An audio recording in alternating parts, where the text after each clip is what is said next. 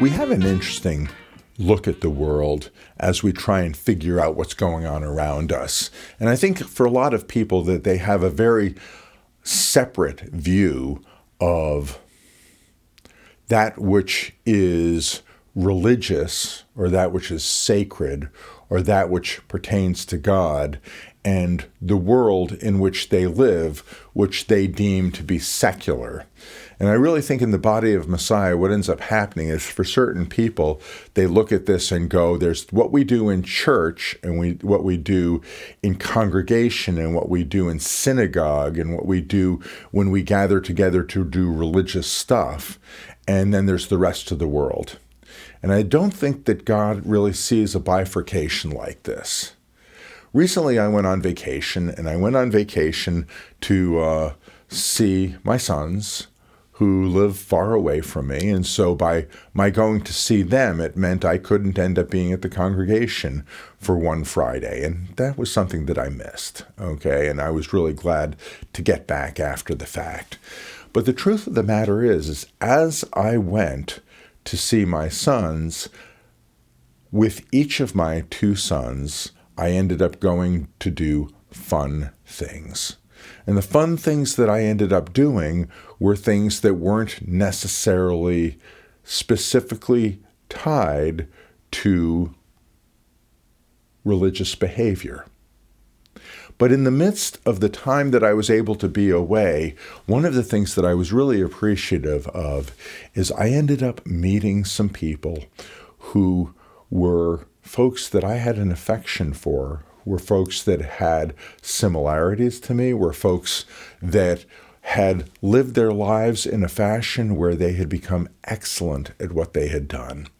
And I really want to encourage you that there is much to life and that your love of God is such that when you run into other people, there may be people who are attracted to who you are because God has made you that way.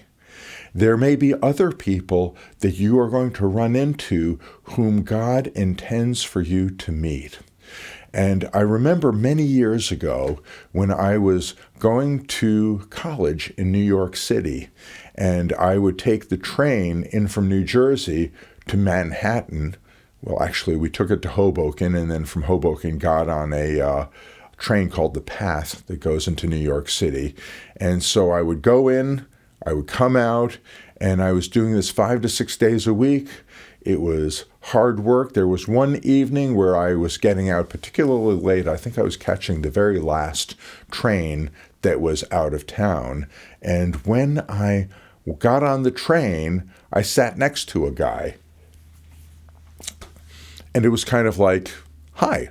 And so we introduced ourselves. We said hello. I could see that this guy was academically vigorous. He had a shine in his eye. He was interested in things. And I said, so what do you do? And he said, don't want to tell you what I do. And that was interesting. He says, you really don't want to know. And it turned out that he was an editor for a religious magazine at that point in time and had studied some very interesting archaeological phenomena.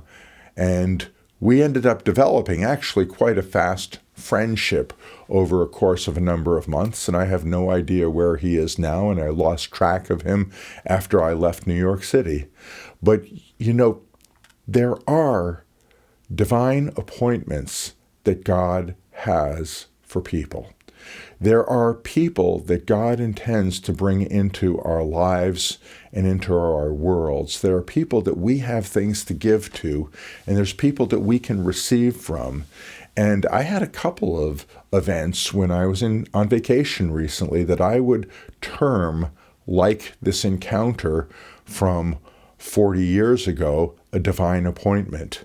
And I really want you to be awake and open and aware that there are people that God intends to use you to be a blessing in their lives and intends for them to be a blessing in your life. Recently on vacation, I met a pro audio salesman. We had such a deep an enjoyable conversation about recording, about music, about technology, about how things have changed, about what's been gained and about what's been lost. It was great to meet this pro audio equipment salesman. Likewise, I ended up on my flight home. I'm sitting in the airport, and it is such a crowded airport because all of the flights in that wing are all leaving within a half hour, so there's barely any seats to sit in. So I end up sitting next to a man who, honestly, I didn't even know if he spoke my language or not. And before the encounter was finished, we had spent 45 minutes talking. I learned that he had gone to college and for training within 2 hours of where I live today. I found out a great deal about his work ethic. I found out a great deal about his success. I found out about his gift for hospitality and for how he loves people and how he just loves to serve. And I found a man who was really very open to talking about spiritual things, and what was pressing him to serve and care for people made him very open to talking about the Bible, talking about God, and talking about other stuff. So be sure that you don't miss what God has for you as he sends you out and about. I know it's really easy to just kind of hunker down and treat the whole world around you like it is hostile, like it doesn't like you, and like you don't trust it. But when we are sent out by God to do wonderful things, sometimes what we're missing is that God has opportunity for us. And the opportunity sometimes is opened up by the encounter with a stranger. Shalom.